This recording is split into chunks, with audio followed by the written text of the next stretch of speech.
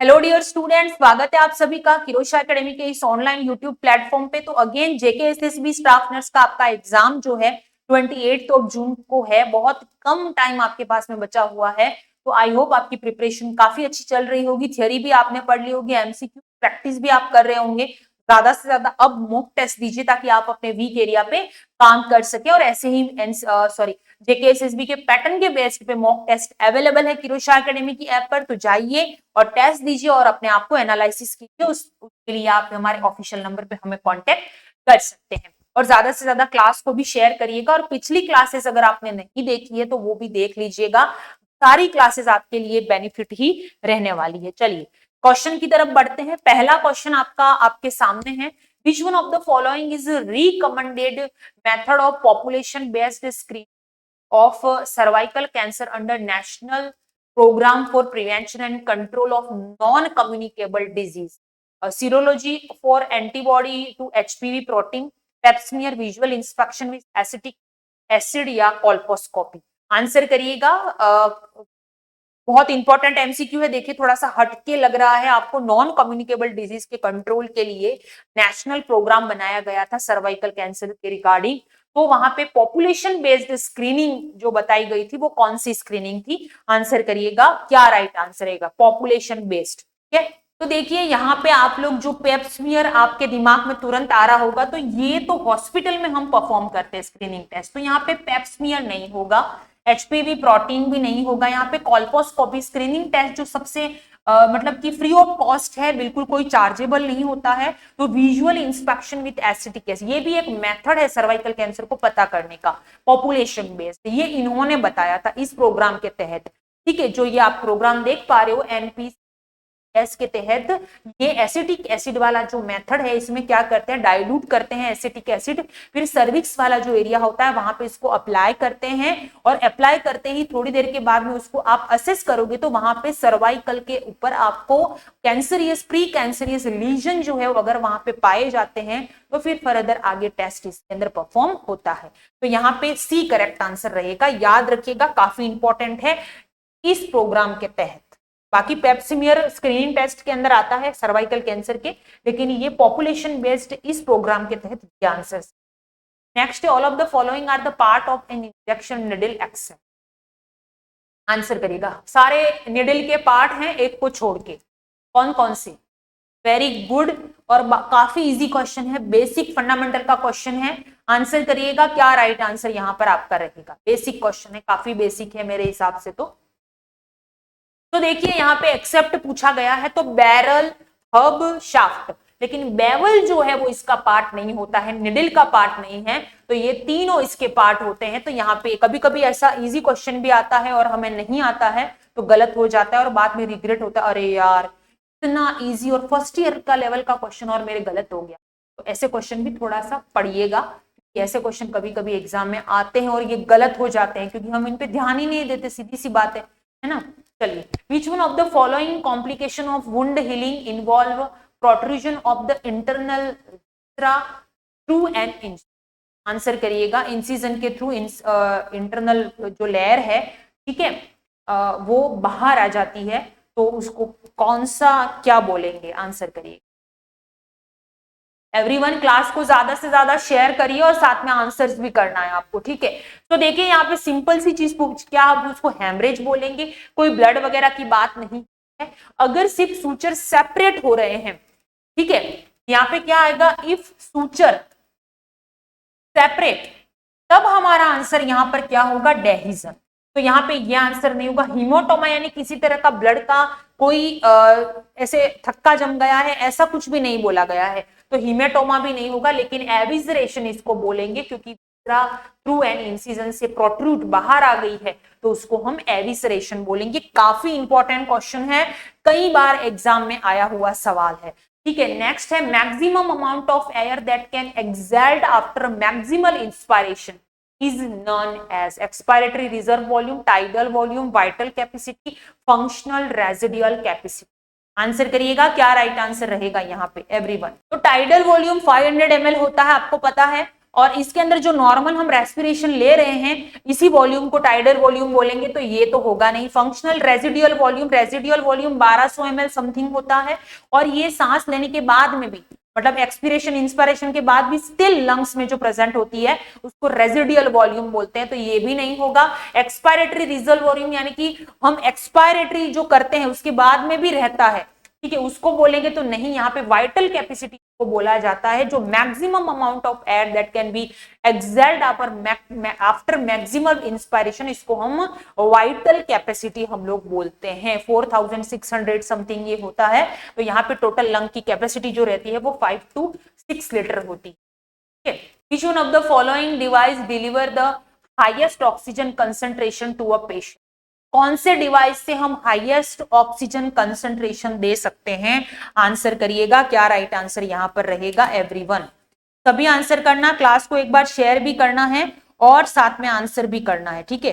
चलिए सभी आंसर करिएगा, क्या राइट आंसर यहाँ पे रहेगा एवरीवन।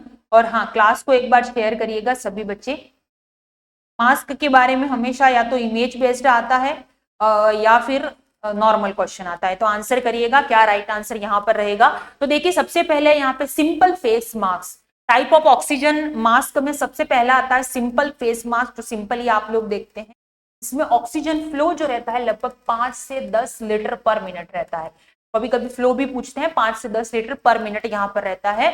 डिलीवर कितना करता है ये, ठीक है, तो डिलीवरी कितना करता है यानी कि ऑक्सीजन सिलेंडर से या ऑक्सीजन मास्क से कितना अंदर जाता है, तो 35 to 60%, 35 to 60% जाता है। कितना जाता है? 35 से 60% जाता है। मॉडरेट ऑक्सीजन अगर किसी में सांस लेने में दिक्कत हो रही है तो ये सपोर्ट करता है।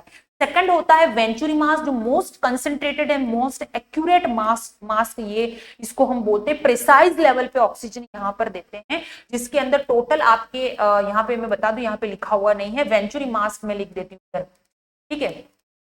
वेंचुरी मास्क प्रिसाइज लेवल पे ऑक्सीजन, प्रिसाइज लेवल पे ऑक्सीजन यहाँ पे दी जाती है, एक्यूरेट लेवल पे दी जाती है, और 24 से लगा के 60% तक यहाँ पे ऑक्सीजन हम लोग यहाँ पर दे सकते हैं इसके अंदर। कॉमनली इस वेंचुरी मास्क का यूज कहां पर करते हैं, तो सीओपीडी वाले पर्सन में वो यूज मोस्ट कॉमनली किया जाता है, बिकॉज सीओपीडी में आप 1 से 2 लीटर से ज्यादा नहीं दे सकते हो, क्योंकि इसमें आपको पर्सनली ब्रीदिंग होती है, ऑक्सीजन CO2 का रिटेंशन होता है, इस वजह से हम 1 to 2 लीटर से ज्यादा ऑक्सीजन नहीं देते, इसलिए इसका यूज करते हैं वेंचुरी मास्क का, ठीक है। नेक्स्ट है पार्शियल रीब्रीदर मास्क, यहाँ पे जो लिखा हुआ है which is partial rebreather mask.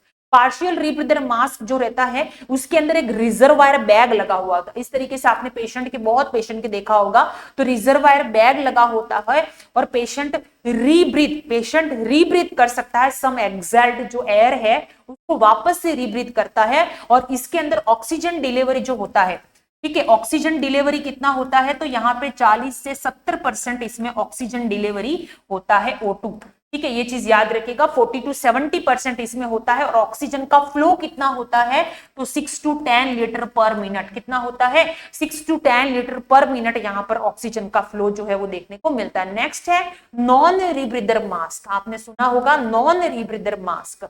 Non रीब्रीदर mask जो होता है उसमें वन वे वॉल्व होता है। कैसा वॉल्व होता है? वन वे वॉल्व होता है, एंड रिजर्वायर बैग के साथ में एक हॉल दिखेगा आपको। उस जो मास्क जो थैली होती है, थैली जैसा दिखता है, उसमें एक आपको होल दिखेगा, ठीक है। वन वे रहता है, यूजुअली इन इमरजेंसी और सीवियर हाइपोक्सिया में यूज करते हैं। कब करते हैं? इमरजेंसी सिचुएशन में यूज करते हैं, और अगर किसी को सीवियर हाइपोक्सिया होता है तब हम इसका इस्तेमाल करते हैं।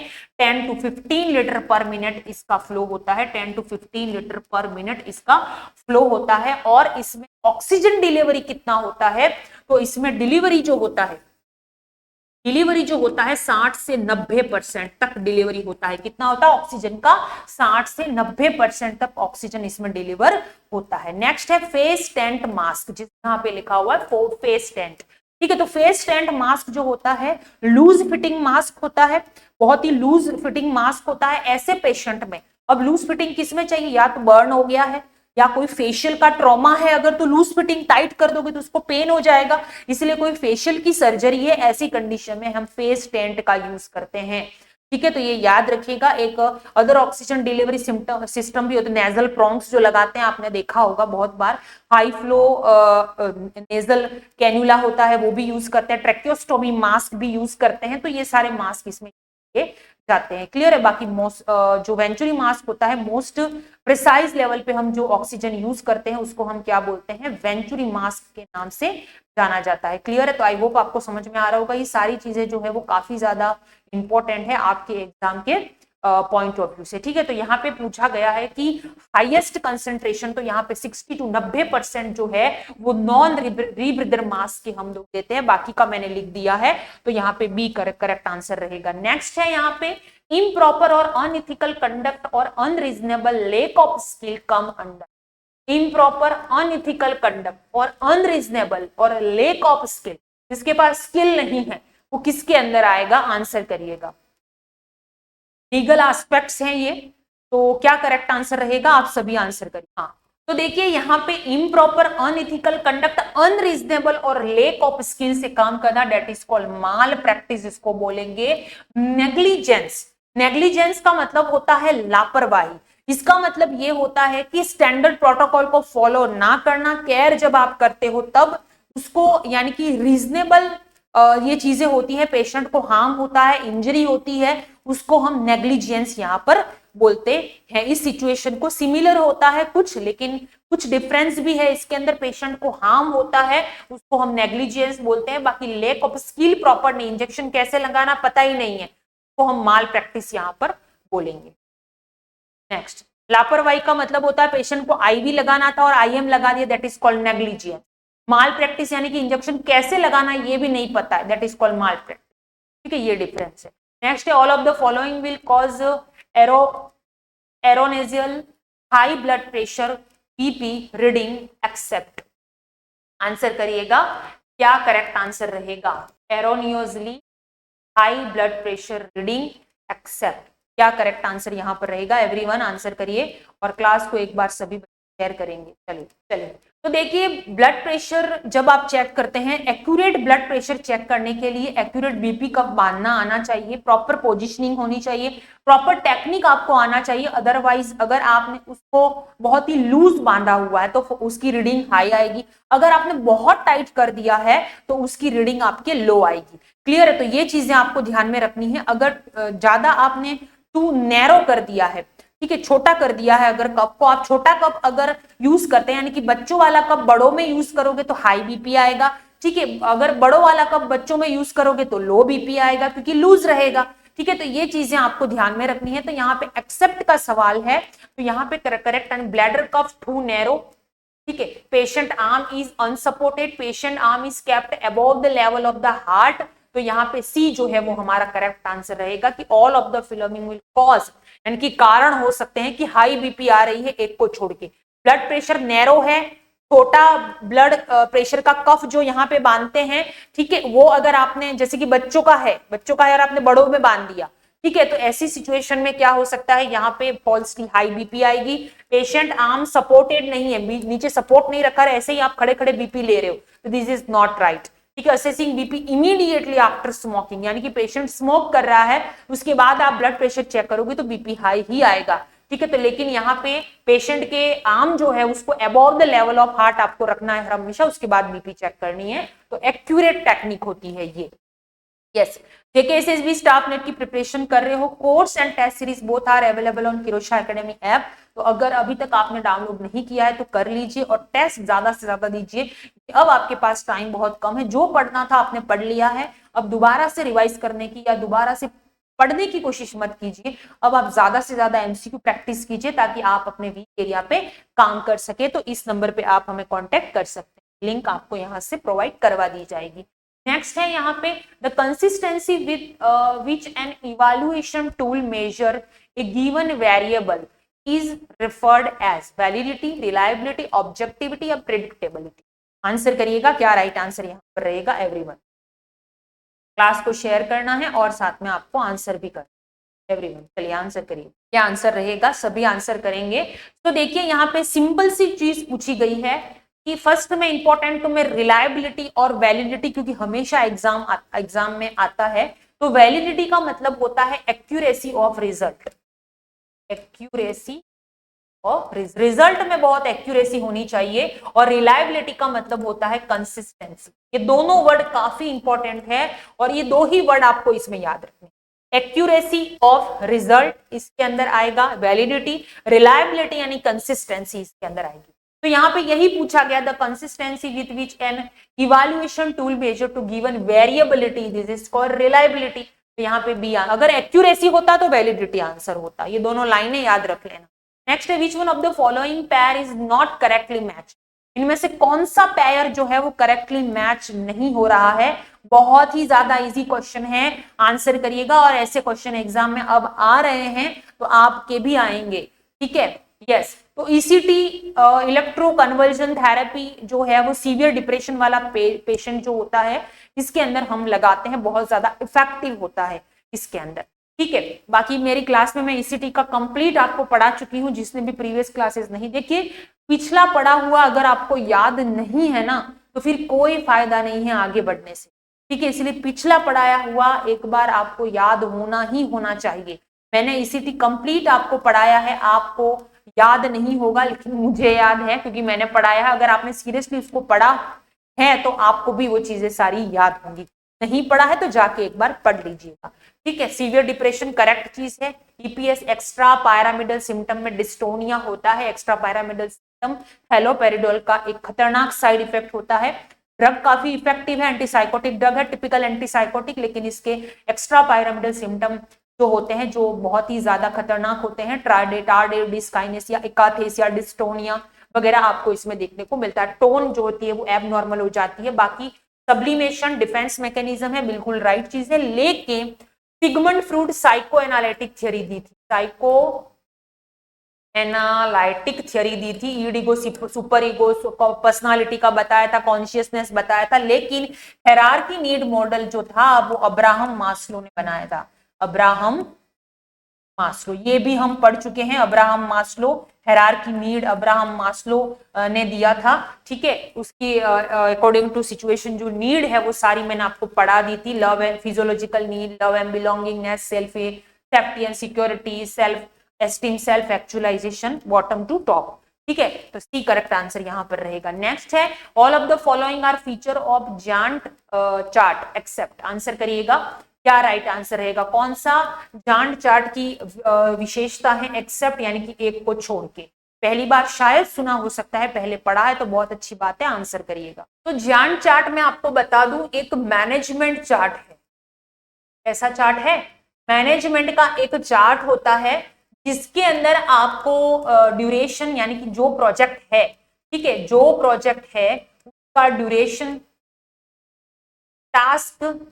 टास्क का ड्यूरेशन, उसका टाइम, फिनिश होने का टाइम, ये सारी चीजें इसमें मेंशन है। तो एक्सेप्ट पूछा गया है, इसमें कौन सा नहीं होगा। एक ग्राफिकल प्रोजेक्ट मैनेजमेंट चार्ट है, याद रखिएगा, मैं यहाँ पे लिख हूँ ग्राफिकल।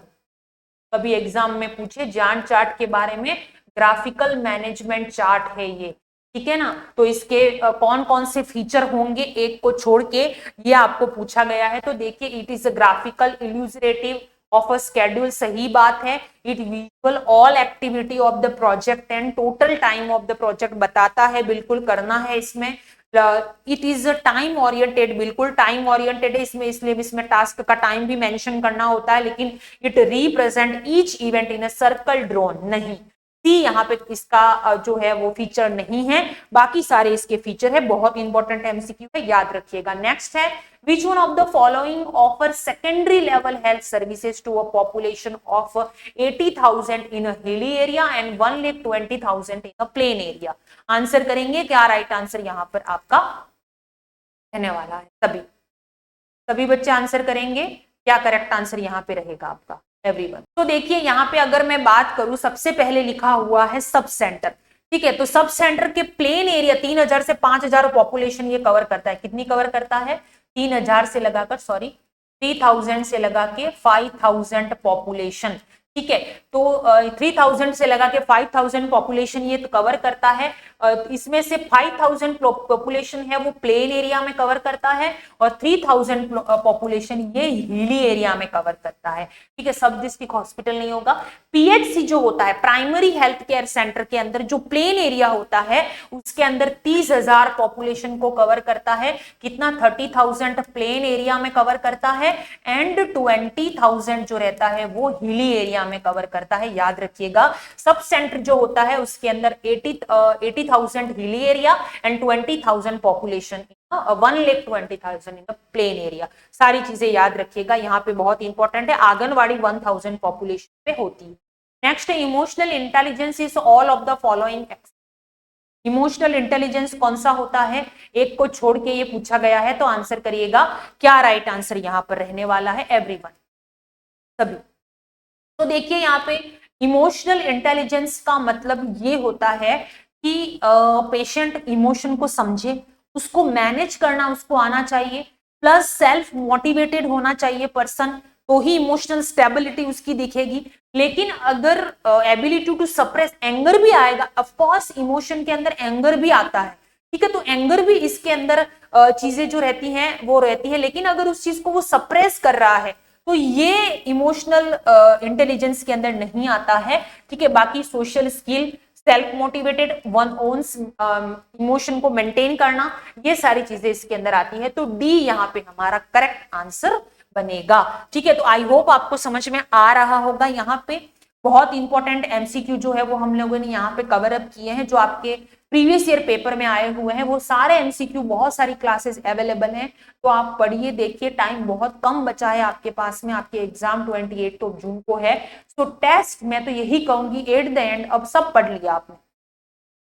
अब आपको आपके जो शॉर्ट नोट्स आपने जो बनाए होंगे उसको रिवाइज करना है, और सेकेंड थिंग आपको मोर एंड मोर टेस्ट देने, एमसीक्यू प्रैक्टिस कीजिए रोज, और उसका इवैल्यूएशन देखिए कि क्या आपके गलत हो रहा है, क्या आपके सही हो रहा है। गलत हो रहा है उसको देखिए, इसका आंसर क्या है, और सॉल्यूशन देखना है। ताकि क्या होगा, इससे आपका वीक एरिया स्ट्रांग हो जाएगा और वो एग्जाम में बड़ा काम आता है। उसको देखिए, पेपर सॉल्व करना, टेस्ट सॉल्व करने को ये मत समझिए कि तो वेस्ट ऑफ टाइम है, नहीं। ठीक है, यही आपके वीक एरिया पे काम करेगा। और हो सकता है कोई क्वेश्चन है, कोई टॉपिक है जिसमें आपको आप भूल गए हो, याद है, तो वही टॉपिक का क्वेश्चन अगर यहाँ पे आएगा आपके टेस्ट में जो आप अभी दोगे ऐप पे, ठीक है, तो वही क्वेश्चन अगर यहाँ पे गलत हुआ, आपने इसका सॉल्यूशन देखा और वही क्वेश्चन आपके एग्जाम में आएगा, तो आपका राइट हो सकता है। ठीक है, इसीलिए टेस्ट देना बहुत जरूरी है। मॉक टेस्ट से ही आपकी परफेक्ट तैयारी होगी। तो आप मॉक टेस्ट जरूर दीजिएगा। हमारे ऑफिशियल नंबर पे आप कांटेक्ट कर सकते हो। बाकी किसी भी एग्जाम की तैयारी आप कर रहे हो तो आप हमसे जरूर जुड़िएगा। बाकी कोई क्वेरी है तो आप हमारे ऑफिशियल नंबर पे हमें कांटेक्ट कर सकते हो। बाकी पढ़ते रहिए। फ्री क्लासेस जो भी अवेलेबल यहाँ पे रोज आपकी क्लासेस हो रही है, तो रोज ही देखिएगा और अपने और भी स्ट्रॉन्ग बनाइए अपने जो भी आप तैयारी कर रहे हो उसको। अब इधर उधर से पढ़ना बंद कर देना। जो भी पढ़ रहे हो एक जगह से पढ़िएगा और एक बुक से पढ़िएगा। अब आपने थ्योरी पढ़ ली है, दोबारा से थ्योरी मत उठाना, जीरो से नहीं पढ़ना है, नया कुछ नहीं पढ़ना है, बस एमसीक्यू प्रैक्टिस करना है। ठीक है, यही मेरा पर्सनल एक्सपीरियंस से मैं आपको बता रही हूँ। तो उसको आप फॉलो करोगे तो you will get success SSB exam. So मिलते हैं नेक्स्ट क्लास में, तब तक के लिए पढ़ते रहिए एंड थैंक यू।